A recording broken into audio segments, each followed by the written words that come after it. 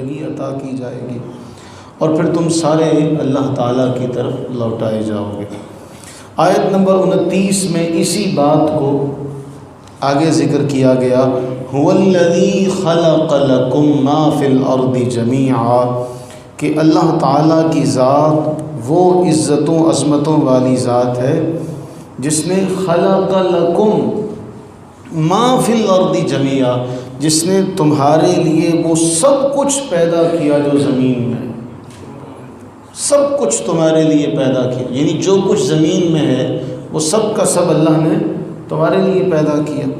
ثم استوى الى السماء، پھر اس نے آسمان کی طرف توجہ کی، فسواہن سبع سماوات، اور پھر انہیں 7 آسمان برابر بنا دیا، وَهُوَ بِكُلِّ شَيْءٍ عَلِيمٌ، اور وہ ہر چیز کو خوب جاننے والا ہے۔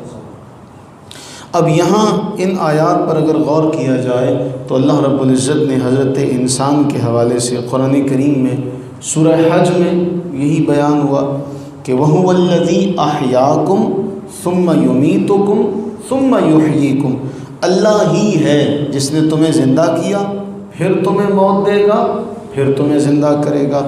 پھر سورہ روم میں یہی بیان ہوا، اللہ الذی خلقکم ثم رزقکم، اللہ ہی ہے جس نے تمہیں پیدا کیا اور پھر تمہیں اس نے رزق دیا، ثم یمیتکم ثم یحییکم، پھر تمہیں موت دے گا اور اس موت کے بعد پھر تمہیں دوبارہ زندگی عطا فرمائے گا۔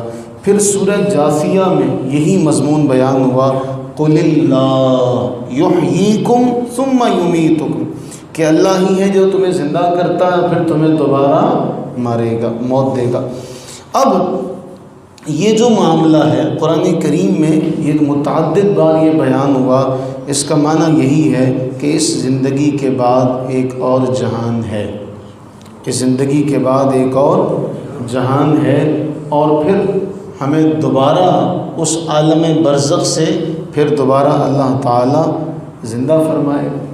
اور پھر جو ہم نے آج پڑھا کہ جو سب کا سب اللہ نے ہمارے لیے پیدا کی، سب کا سب اللہ نے ہمارے لیے پیدا کیا، وہ اتنی عزتوں عظمتوں والا ہے، ایسا خالق ہے کہ آپ دانہ زمین پر جس طرح بھی ڈالیں اس کی کوپل اوپر کوئی نکلتی۔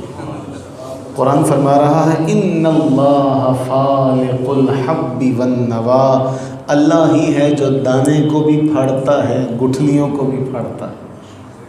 دانے اور گٹھلی ان دونوں سے وہ جاندار درخت جو ہے وہ اگاتا ہے۔ اور فرمایا اللہ ہی کی ذات ہے کہ یخرج الحی من المیت ومخرج المیت من الحی، زندہ سے مردہ کو، مردہ سے زندہ کو پیدا کرتا ہے۔ پھر اللہ تعالیٰ نے سارا وہ معاملہ ذکر کیا۔ تو بنیادی طور پر اگر ہم دیکھیں تو فرمایا جو کچھ زمین میں ہے سب اللہ نے تمہارے لیے پیدا فرمایا، سب کا سب اللہ نے کس کے لیے پیدا فرمایا؟ تمہارے لیے پیدا فرمایا۔